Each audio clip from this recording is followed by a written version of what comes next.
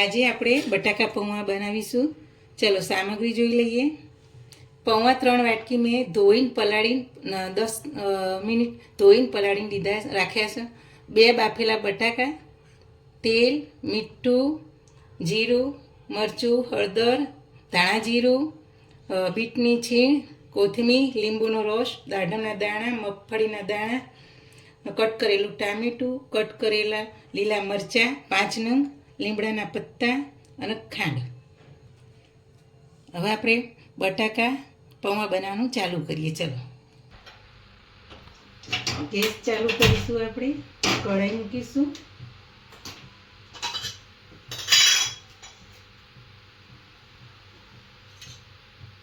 મેં તેલ નાખીશું.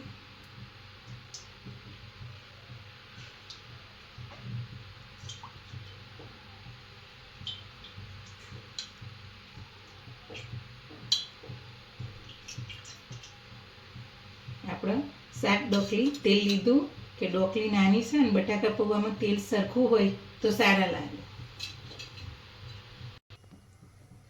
આપણે સિંગદાણા નાખીશું પહેલા.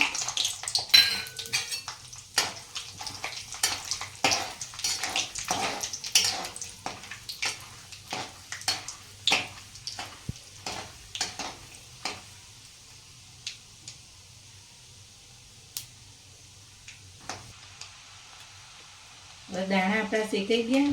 હવે આપણે અડધી ચમચી જેવું જીરું નાખીશું, નાની ચમચી.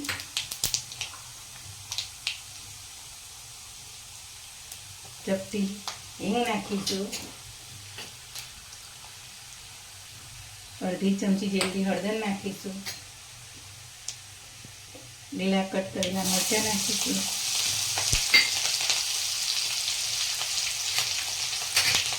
મીઠા લીમડાના પત્તા નાખીશું.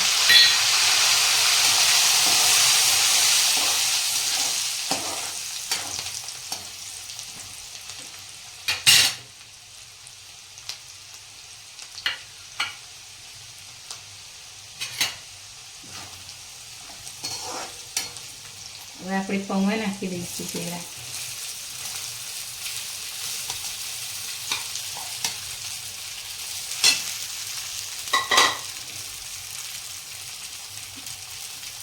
બટાકા નાખીશું.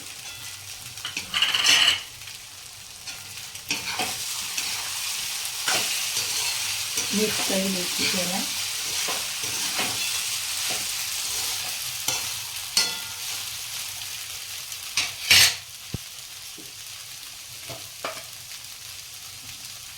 સ્વાદ અનુસાર મીઠું નાખીશું.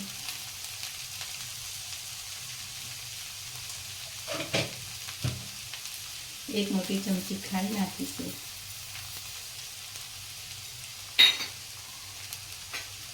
કટ કરેલા ટામેટા થોડા નાખીશું.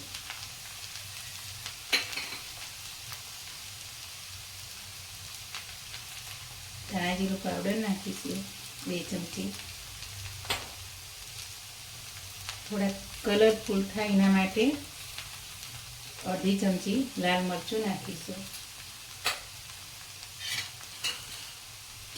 હવે મિક્સ કરીશું.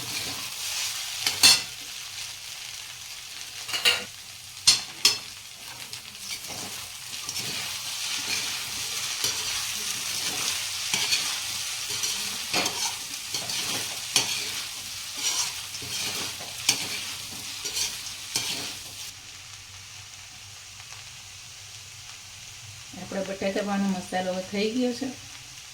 હવે આપણે 1 લીંબુ, મોટો લીંબુનો રસ નાખીશું. કોથમીર નાખીશું ઉપર.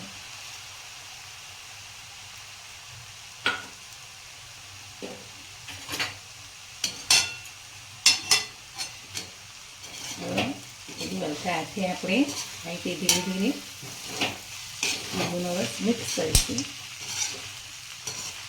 તમે લાલ મરચું ના ખાવું હોય, ના નાખવું તો નહીં નાખવાનું, પણ કલરફુલ કરવા હોય તો થોડું નાખવાનું.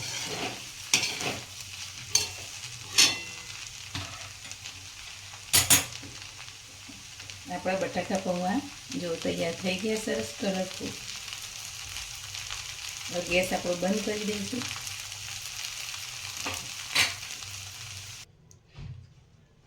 આપણા બટાકા પૌવા ડીશમાં કાઢી લીધા. હવે આપણે એના ડુંગળીથી ગાર્નિશ કરીશું.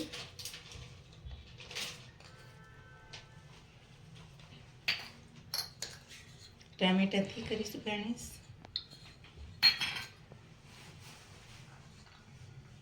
દાડમના દાણાથી કરીશું ગાર્નિશ.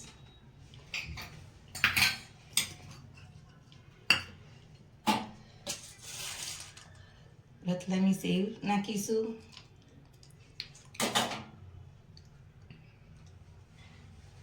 બીટ છીણેલું નાખીશું.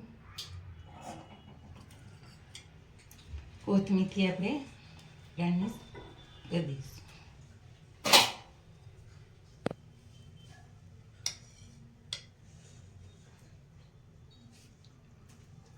આપણા બટાકા પૌવા તૈયાર થઈ ગયા. સરસ. મારી આ ડીશ ગમી હોય તો મારી ચેનલને શેર કરજો, સબસ્ક્રાઈબ કરજો અને લાઈક કરજો.